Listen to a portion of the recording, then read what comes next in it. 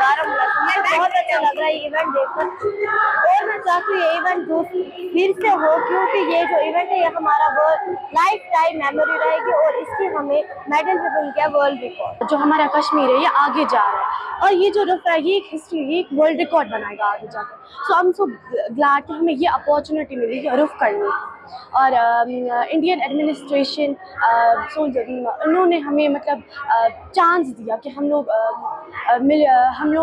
World record create कर सकें। Opportunity मिली है कि हम अपना कल्चर प्रेजेंट करें, कश्मीरी कल्चर प्रेजेंट करें। और यहाँ पर हम लोगों को जो ये अपॉर्चुनिटी मिली है ये हम लोगों को इंडियन आर्मी की तरफ से मिली है और डिस्ट्रिक्ट एडमिनिस्ट्रेशन से मिली है। हम लोग बहुत थैंकफुल है इंडियन आर्मी को और डिस्ट्रिक्ट एडमिनिस्ट्रेशन को, क्योंकि ये हम लोगों के लिए बहुत ज़्यादा बड़ी बात है।